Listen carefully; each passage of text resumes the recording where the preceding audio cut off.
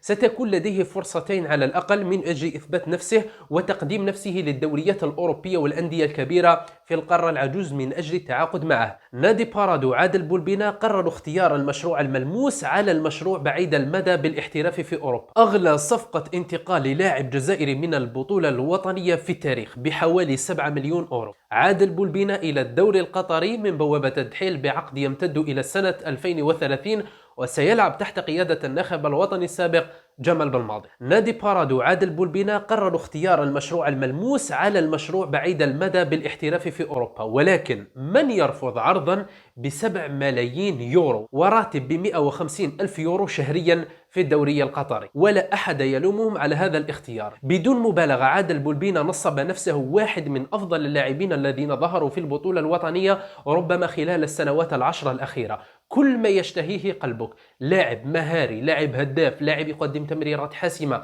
لاعب تكتيكي، لاعب ممتاز على جميع الأصعدة.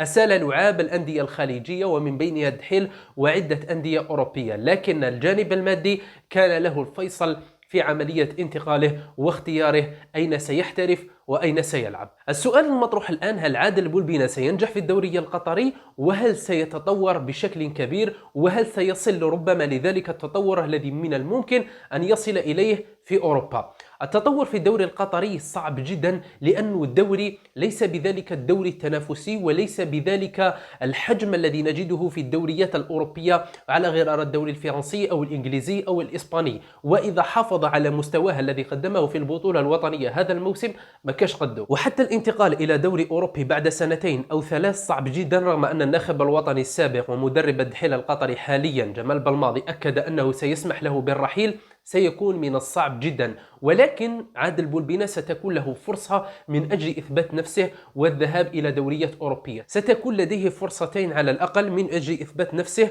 وتقديم نفسه للدوريات الأوروبية والأندية الكبيرة في القارة العجوز من أجل التعاقد معه. ستكون هناك بطولة كأس إفريقيا إذا تم استدعاؤه إليها، وإذا لم يتم استدعاؤه إلى بطولة كأس إفريقيا ستكون هناك بطولة كأس العرب التي ستقام في قطر في شهر ديسمبر القادم. ستكون له فرصة من أجل إثبات نفسه وتقديم نفسه للعالم مثل ما فعل يوسف بليلي خلال كأس العرب الأخيرة. لكن إذا لم ينجح في إثبات نفسه في هاتين المنافستين، ستكون هناك منافسة كأس العالم التي سيتأهل إليها المنتخب الوطني بحول الله. هذه البطولة التي إذا قرر الناخب الوطني فلاديمير بيتكوفيتش استدعاؤه إليها، وخاصة إذا أثبت نفسه مع نادي الدحيل، سيكون من أفضل اللاعبين في المنتخب الوطني.